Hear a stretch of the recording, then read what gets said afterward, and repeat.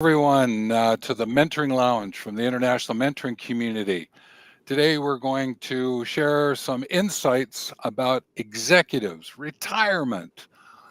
Is there something that haunts them before they retire or after they retire? We just want to explore this is because this is one of those groups at a time in their career when there may be an oopsie that goes with it, or there may be, I don't really want to do anything about mentoring. So, what is it that we can offer to you as someone who may be an executive or someone who's saying, well, I'm going to be helping the executives move through retirement? Is mentoring something that would be of support to them or becoming a mentor? We just want to explore this a little bit because it just happens to be one of the things that's top of mind at the moment. Um, Doug is interacting with a lot of executives, and some of them are at that stage of pre-retirement, retirement. I have played around a little bit with them. I have a couple of friends that I work with who moved out of an organization, and they said, you know what? I'm not going to give up on what it is that I know. They were very senior executives in the C-suite, and they said, let's build our own business. I went, okay. And so I support them in the background and doing what I can to help them out. But they chose a different path. So we want to just explore that today and see what happens for all of us.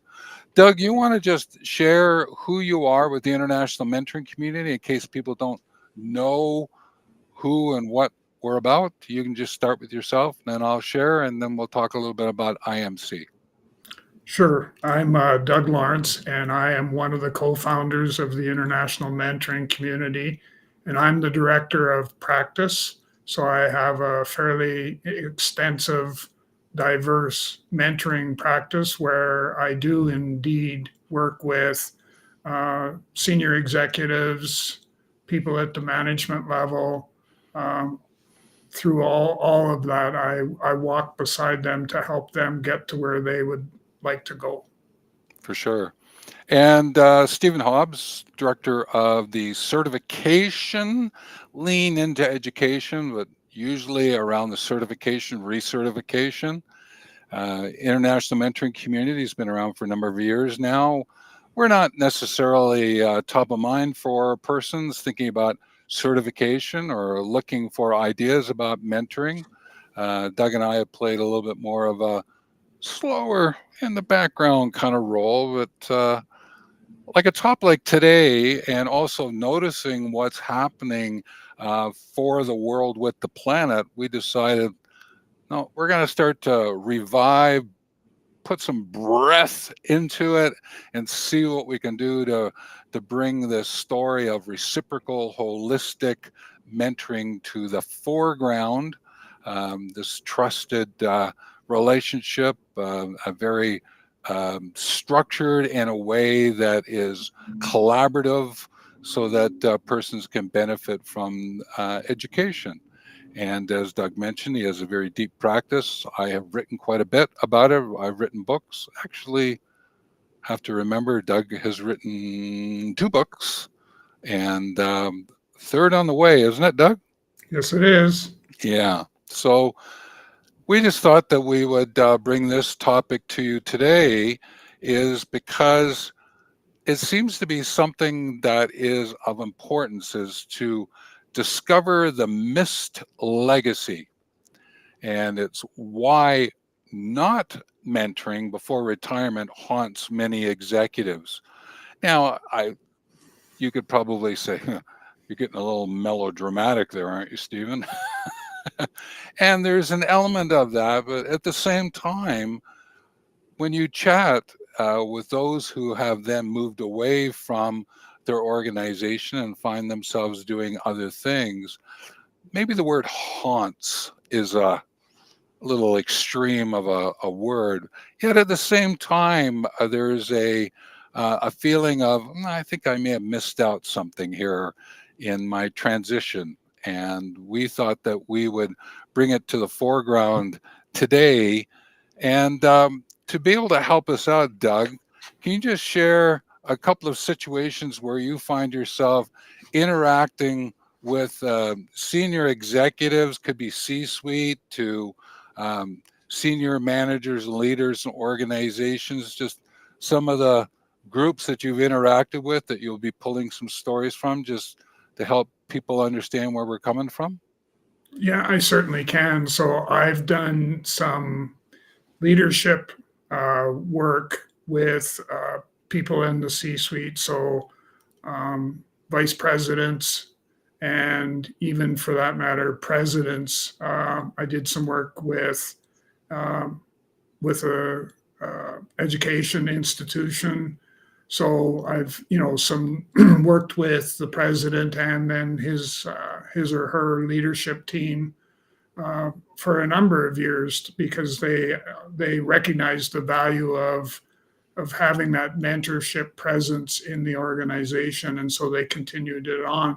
I've also, worked with what I like to call the baby managers or baby leaders, and to be able to give them the tools that they need in order to be successful in that capacity. So I've done some of that, and then I'm more recently now just been asked to work with some director level individuals who they recognize could do more in the organization if they were given the tools to do so. Yeah, and mine came out of the mergers and acquisitions field. That's what I worked on in the latter part of my corporate interactions. And then I went over to do some other kind of work in terms of funding big ecological projects around the world. But I found myself coming back to the story of legacy.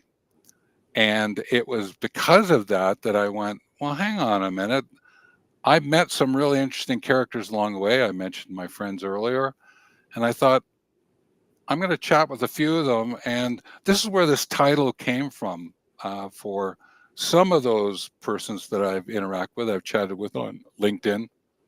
And so what Doug and I said, okay, well, why don't we look at 3 of these reasons why they may have felt as though before retirement they could have done something a little bit more around their story. And these were the 3 reasons that came to the foreground. There was this missing the chance to share valuable experience. That makes sense. Okay. Not building growing future leaders. That one got a couple of people I've chatted with. That was a little bit of a burr under the saddle for them because, and I think Doug hinted at it a little bit in terms of what he was chatting about in terms of his introduction to who he's talked to. And sometimes it's this third one, and that's why from an international mentoring community, we wanted to bring it in. It hasn't necessarily been spoken out directly in this way, losing the opportunity to develop mentoring skills. But when we bring it around to them and start chatting about, well, listen, from a legacy point of view, what do you want to do in your next 50? And they go, well, I'm not quite sure. Have you thought about mentoring? And they go, yeah, but I don't really have never done anything. This is where this one came in. This is the losing the opportunity of developing mentoring skills because they could have done it while they're in their corporate life and bringing it over, or governmental life, nonprofit life, wherever it might have been to go with. So what we would thought we would do is just open up each one of these and have a chat about it just to see what's here. And what we're going to do is start with the first one, which is missing the chance to share valuable experience. Now, I'm just going to open up by saying, what happens when you don't share all that knowledge that you've accumulated? That's what I asked them. I said, what happens if you don't share that knowledge and skills from all of that experience that you've had? And you can sort of, I noticed in one person, there was a sort of almost big gulp of, you know what? She came back and said, you know what? That's very true. And I said, yes, it is. And it's unfortunate because they've amassed that experience, that knowledge, the skills, those tools and techniques that they could have put to use to help persons move forward. And I just went, okay, let's take a look at that. Now, one that Doug had chatted with underneath this banner was this notion of lost lessons. They faced challenges, but they didn't do anything with it other than just assume it themselves, right? Okay, it helped me. But they lost an opportunity there for sharing their lessons, right, Doug? Yes, short answer, yes. They did. Part of it was they were challenged. How do I go about sharing that valuable experience? Because I don't know how to go about doing that. And they were losing sight of the obligation that they had to the company to be able to actually share their experiences to help them prepare their future leaders for tomorrow. So that sort of brings up another sort of twist to it, was leaving a gap. And they didn't really think of it that way, a couple of them. And I went, isn't that interesting, is that you have actually left a little bit of a pothole. if Yeah. if you want to, the others are going to be driving along, moving along, walking along, and they're not going to necessarily notice that there's a bit of a pothole there that you could have actually helped fix, or given them opportunities to work with them to fix it, right? So that's a sort of a lost lesson, leaving a gap storyline. Anything you want to add to that one from your experience? Well, and you mentioned storyline. The big thing was that how we could have been able to achieve what it is we needed to take place as far as leaving a gap, lost lessons, and all of those things was the aspect of sharing their knowledge, but doing it through telling of stories, storytelling, story sharing, both of those pieces. And we just choose not to do that, and we let those opportunities slip by us. Yeah. So what we're sharing here is, you'll notice this sort of yellowy green component over the last three words. So if it's missing the chance to share valuable information, remember to share valuable information. It's just flipping around and going, hang on a minute, before I leave, and this can be years before you leave. It doesn't have to be, well, I'm knocking on the door of retirement. I got about a year to go. Maybe I'll just share some valuable information. No, think about it way before that. So if you're executive or a manager leader moving up, think about, if you haven't got mentoring going for you, then figure out a way in which to bring that forward. And that's why learning about how to mentor, what mentoring is really important. So what would be a piece of sage advice, Doug, that you would give around share valuable experience as an executive in an organization that would lead them to go, hey, international mentoring community, I think we're going to chat here because I think there might be something that'd be of value here. What would you want to share with them? I think the biggest piece of wisdom I could pass on would be that today, starting today, is the day that you start implementing mentoring in your organization, because you need to realize that it's a two-way relationship. And so your employees are going to benefit from it, but you too, as the leader in the organization, you too are going to benefit. So start today and don't leave it until tomorrow. So it's almost like what we're sharing with you is, if you don't have a mentoring program, get one going. If you need some assistance to do that, let us know. If you're in that executive area and you don't quite know how to set that up for yourself, we can help you out. Reach out. We'd be happy to help you here at the International Mentoring Community. And later on, there'll be a link to something that you can do to help set yourself up to have that happen. So let's take a look at the next one, which is not building growing future leaders. Now, this one, we probably have been hinting at it already, but if there's no succession, and we actually did a video on succession, if you don't have that set up, then that pothole can actually become a gaping big trough across the road. It could be part of the road sliding off down the side of a hill, any number of other metaphors you want to share by not building and growing future leaders. Is there anything in particular about this one from, let me use the word, a weakened leader pipeline? Anything there that you want to share with everyone, Doug? Well, in my research, and this goes back to some research I've done before where the statistics were somewhat alarming. 70%, 70% of HR professionals are not confident that the right people are in place to guide the company. That was one statistic. The other one that sort of was alarming for me as well was that 45% of the organizations do not have a program in place to find leadership candidates. And any that do, the programs have got problems. There's holes, there's gaps, there's all. They need to revisit, blow the dust off the plan, and look at it from a different perspective.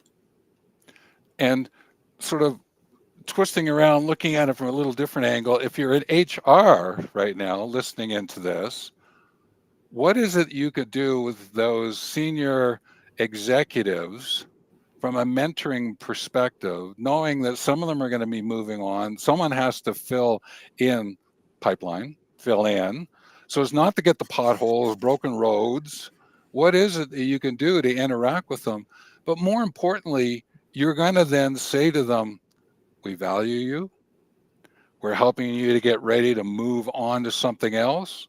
But before you do, let's get some continuity, right? And this notion of continuity we sometimes forget about, but it's a way to remind yourself, if I'm participating in that as an executive, and I'm sharing it for continuity for those who are following, it also challenges my knowledge and skills and getting ready to move on. So there's a lot of benefit here, right? This notion of contribute from confidence. And again, we sometimes miss that, even from a self reflection point of view, or we're interacting with those who are going to be leaving. Any other words of wisdom around this notion of not building future leaders you would want to share with us, Doug? Well, the only other thing I would add to sort of what we've been talking about is that don't let that knowledge walk out the door. Yeah, run, skip, bicycle. Just don't let it go. Just don't Right? let it. Yeah, exactly. And Yeah. most organizations, they'll go, well, we've weathered storms before, but you don't need to be doing that. If you put a solid succession plan, succession development strategy in place to develop people for key roles in the organization, then your concerns are still valid, but they're not as significant of a concern. Yeah. So it's just remember for this one, it's about growing the future leaders. Yeah. And the amazing thing is, it may be those who are taking over your role, but it's also you, if you're listening into this as an executive, you are a future leader. You just maybe not happen to be in that organization. You still may be in that career doing something, or you're going to do something else in community under the banner of hobbies or interests. But you're going to be a future leader because people are going to tap into, hang on, didn't you just, why don't you, they're going to make these connections, and you can be able to then say, you know what, I'm there with you. I get it. So let's take a look at this third one. because losing the opportunity to develop mentoring skills. Now, as I mentioned in the intro, this was one that sort of struck a chord with a couple of persons that I chatted with, and Doug can bring out if it sort of happened to him as well. But it was losing the opportunity to develop the mentoring skills. If you've got a place in which to share, give things a go, to build up your mentor practice using like a logbook, documenting them, figuring out how you might be able to leverage them later, that is a great way to, as Doug and I often say to each other, to deepen and enrich your mentoring approach, which in its own way is how to live an extraordinary life, a hale and hearty life, whatever it might be. So what this is, it's an opportunity to do personal development while you're there and to guide you in your personal development after you move along. Any sense of insight about personal development at this point in time you want to add, or an experience you've had with someone, Doug? Well, it reminds me of one organization that is actually um, they're implementing a mentoring program and providing mentor training to senior people that are on the verge of retirement, because they still, what their philosophy is, and it's a really good one, is that they want to attempt to hang on to these employees for as long as they can, because they have that corporate knowledge that they want to be able to transfer from existing senior people to the future leaders in the organization. And I think, that's a great approach to take, because it's understanding that your senior people are going to learn about the mentoring process. Your in between people, your mid-level managers, and that they too are going to learn. So they're in a position to be able to pass that knowledge on to whoever. So it becomes, your organization becomes the way of life in your organization is that of mentoring. So it's a mentoring culture from when you first walk through the door and you're onboarded all the way through to when you retire. Yeah. Well, I just noticed someone sent a comment. Oh, I see what they've done. They're linking it back to the last video we put up about communication. Okay, which is great. Thank you. the The idea was, I'm just reading it through. Oh, okay. Paraphrasing. So it's this notion of developing your mentoring skills also develops your communication skills. And that's what we chatted about in our last video. You want to pick up that thread and see where that goes for you? How do we link the mentoring and communication for executives who may be getting ready to retire? What's the story there, Doug?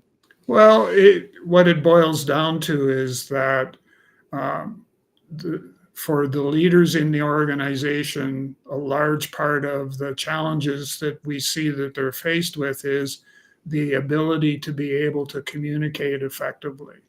And part of what you will get from the implementation of mentoring and mentoring processes and concepts in your organization is that that is going to help address that particular issue. And it also will tie into the succession planning and succession development portion, where you want those people that you've identified for higher potential opportunities, you want them to be able to communicate and communicate effectively. Yeah, they did a little follow up. They said also, doesn't it improve the feed forward? So they picked up on one of the words that we play with a lot, Yeah. because there's feedback, feed forward. Feed back is sort of go backing history, what happened maybe a little bit of time ago, and bringing, can you do some correction here? Or do you give it right in the moment? So if you're an executive in mentoring, you could be giving feed forward that is great for those you're interacting with, helping to fix the potholes, shore up the the road for not slipping in, but at the same time, helping you understand more about your feed forward, especially across different agers in terms of younger, olders, right? There's that part. Now, I've expanded. They just said what was it about feed forward? So thank you, John. I sort of paraphrased it and then expanded upon it, but there you go. So yeah, so thank you for that.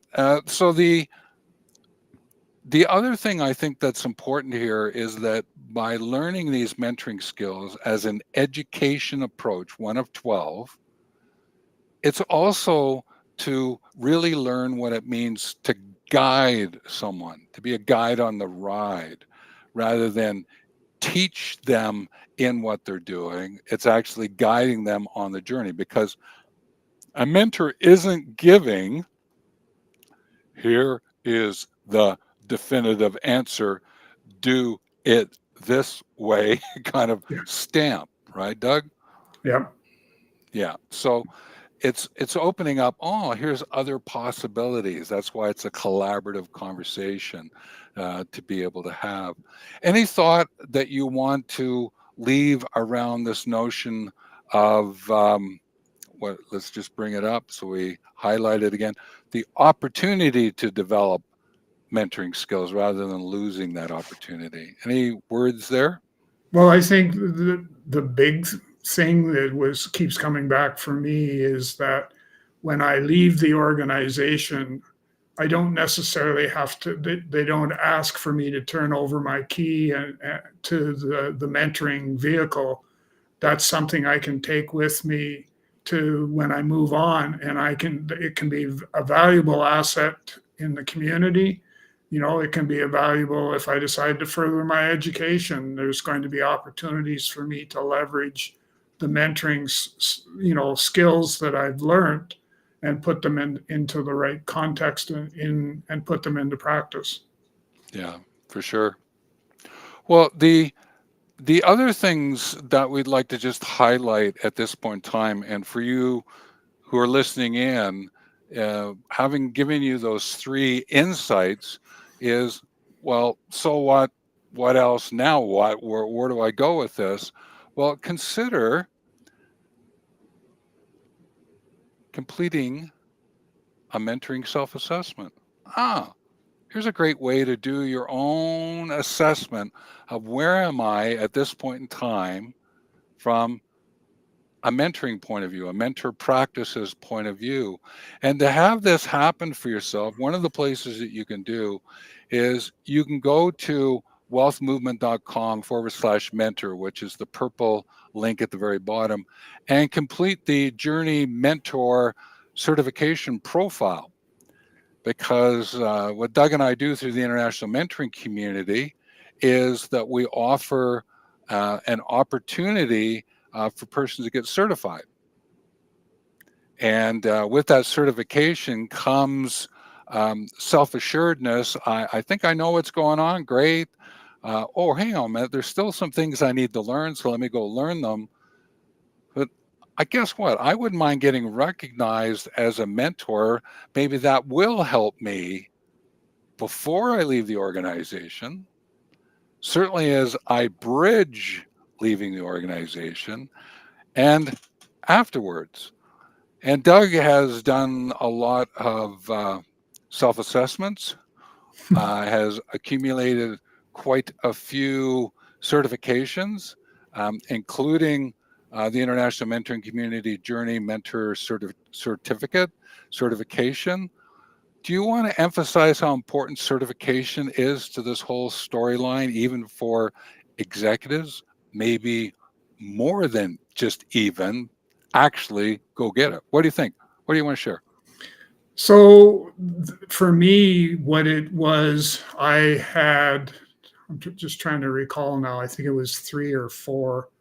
One, two, three, probably five. Five opportunities where I was interviewed by senior management to determine whether or not they wanted to hire me to come into the organization to to do a number of things, to do a culture assessment, to determine mentor readiness of the organization, to provide mentoring to C-suite members of the organization, a number of those. And the one common question that kept coming up was, why should we hire you over somebody else?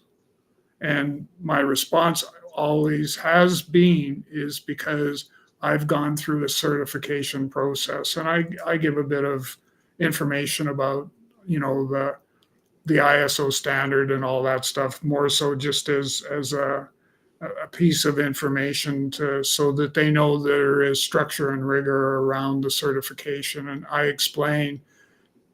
typically explain what I've gone through to become certified, and then going through the research certification process as well.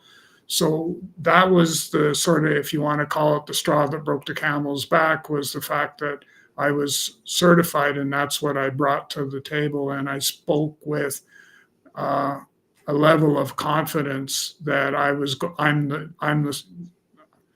the person that you want to have working with your employees.